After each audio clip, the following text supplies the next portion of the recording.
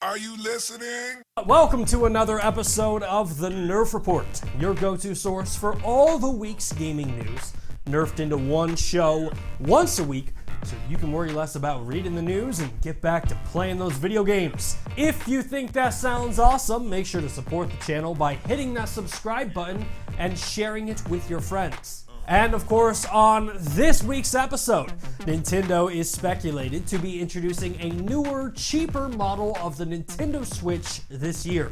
So we dive into all the rumors and explain exactly what you can look forward to, along with when we might be able to get our hands on that brand new model. But before we talk about any of that, your top headlines. Well, E3 is 6 weeks away, but my favorite time of the year, pre-3, is starting to come into full effect.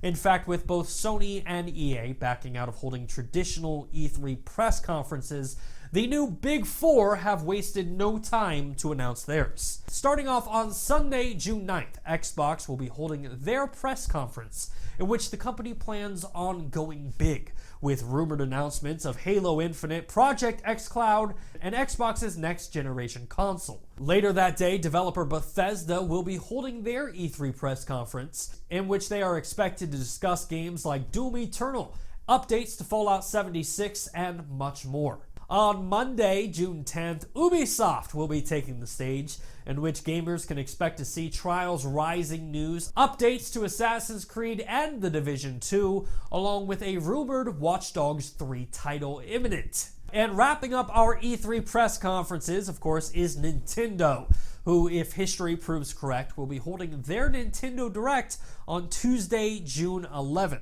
where gamers could possibly see more footage from Pokemon Sword and Shield, Animal Crossing, and please, for the love of Miyamoto, give me a Star Fox game. Overwatch introduced a brand new mode for its players this week, creating literally limitless possibilities. The Overwatch Workshop is a new simplified game scripting system that allows players to create new games, new modifications, and new modes. Modes like the Floor is Lava can quickly be created through the new workshop and shared across the Overwatch player base within an instant. Already, plenty of creative Overwatch fans have used the workshop to create things like MOBA mode, in which Overwatch is transformed into a top-down perspective mode similar to MOBAs like League of Legends. Or how about Fire Dome, also known as Overwatch Battle Royale?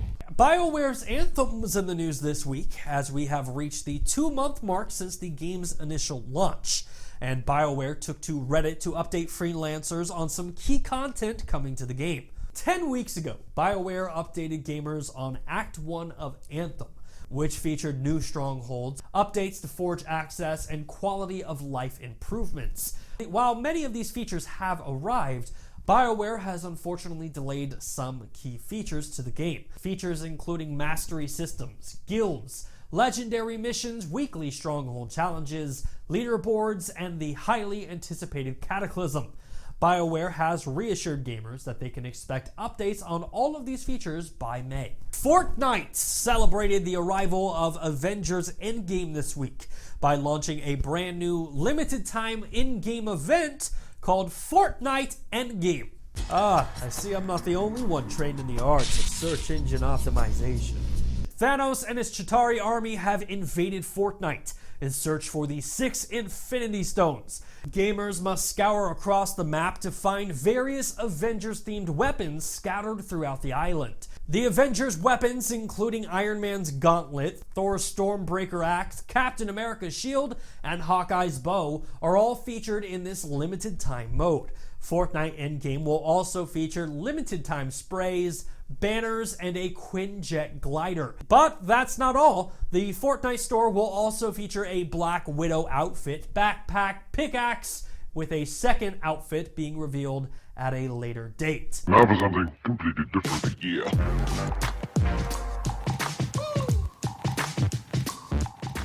Nintendo. It has long been speculated that Nintendo is working on 2 new models of the Nintendo Switch. The expensive, more powerful, my mommy and daddy buy me everything model, and the cheaper version, because I actually have real responsibilities like a mortgage, insurance, and car payments, Hunter. What do you know about car payments? Kids never grow up. Now, the important thing to remember here is the Nintendo Switch is still 2 years old, and it is still selling incredibly well. In fact, this week, Nintendo announced that the Switch has officially sold over 34 million units, which pushes the Nintendo Switch past the Wii U, GameCube, and the Nintendo 64 in total units sold. But to expand on that just a little bit more, with all of the Nintendo Switch's current success, it is still in 7th place for overall unit sales, behind the Nintendo DS, Game Boy, Wii, 3DS, Nintendo Entertainment System, and the Super Nintendo. So even with the Switch's current success, in Nintendo's eyes, there is plenty of room for improvement. And Nintendo believes that introducing 2 new variations of the Switch will not only generate new sales, but it will also encourage existing owners to buy a second Switch. Are you kidding me? Now, as far as the 2 new versions of the Switch go, the more expensive model will include enhanced features, along with the potential to run graphically demanding games, and it will primarily target the hardcore gamer. Whereas the inexpensive model could potentially lose features, like rumble packs, detachable Joy-Cons, or even come out of the gate with 0 docking capabilities. Now, it is important to acknowledge that Nintendo has tried this concept out in the past. I mean, both the Nintendo DS and 3DS have had multiple iterations released since their initial launch. And as we saw earlier, the DS has sold over 154 million units, whereas the 3DS has sold over 75 million units across their lifetime on the market. And as for how Nintendo plans on encouraging people to buy the newer models, well, it would seem that Nintendo plans on the Switch to replace the 3DS entirely. In fact, this week, during an investors briefing, Nintendo unveiled its quarterly earnings, forecasts, and new games. But during the investors call, there was 0 mention of any first-party software coming to the 3DS. And when Kotaku's Chris Kohler reached out to Nintendo for a comment, a spokesperson from Nintendo said, "We have nothing new to announce regarding first-party software for the Nintendo 3DS family of systems." And honestly, I'm okay with this, because while the Switch can be docked and played on my television, the Switch is a handheld device. 90% of the time I use it, it's in handheld mode. And from Nintendo's perspective, if they gradually stop supporting the 3DS, their hopes is that they can convert the 75 million pre-existing 3DS owners towards buying a Nintendo Switch. And if a cheaper, let's say $150 Switch comes to the market, any pain from converting to a Switch from a 3DS is greatly reduced. But honestly, Nintendo can't just bet their future on new hardware alone. They're going to need new games. And new games is the one thing that Nintendo has plenty of. Already this year, Nintendo has announced exclusives like Super Mario Maker 2, Fire Emblem 3 Houses, The Legend of Zelda Link's Awakening, Animal Crossing, Metroid, Astral Chain, and Pokemon Sword and Shield. And honestly, if there is one thing that is guaranteed to sell new hardware, it's goddamn Pokemon. Last year, when Nintendo released Pokemon Let's Go Pikachu and Let's Go Eevee, that game resulted in the sale of over 200,000 brand new Switches sold in the first week of the game's release.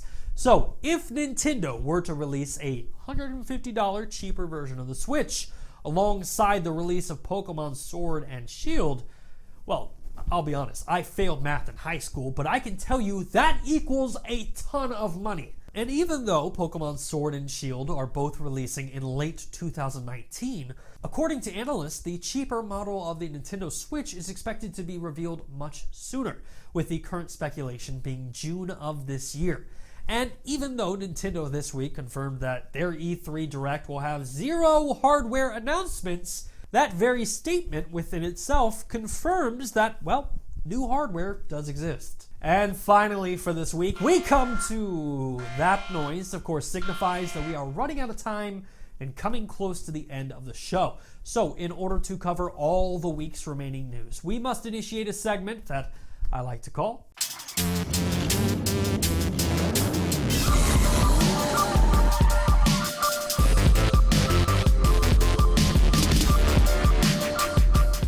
Every single week, we have so much news to talk about and so so little time to do it.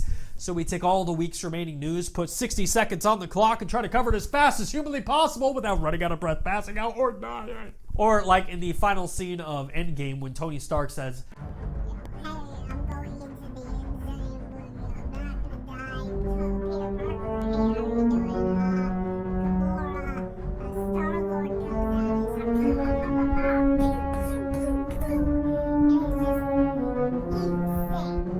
it's exactly like that. So with that in mind, let's put 60 seconds on the clock. Thunder noise! And go! Kingdom Hearts 3 is getting a critical mode, in which will ultimately make the game more difficult. Because the one thing that a game about Ratatouille needs is more challenge. Kansas City Chiefs quarterback Patrick Mahomes is officially the cover athlete for Madden 20. Xbox is reportedly updating the user interface on the Xbox One, which isn't that like the third time that they've done that? Sony has officially sold 96 million PlayStation 4s worldwide. The mobile Mario Kart Tour game will be launching its beta for Android users in May. A PlayStation Dreams creator created PlayStation Spider-Man inside of PlayStation Dreams. It's like Inception. It's a game within a game within a game. For Honor is launching a brand new samurai character by the name of Sakura. The next Call of Duty game apparently is available, and there's NFL players playing it, which my question is, why didn't I get an invite? I mean, I'm the damn host of the Nerf Report. That is it for Nerfd in 60 seconds, and that is it for this week's episode of the show. If you like what you saw, make sure to hit that like button. If you're new here and haven't done so already, please subscribe to the channel and share it with your friends. As always, my name is Bryant Chappel. You are you, and this has been the Nerf Report. Thanks for watching.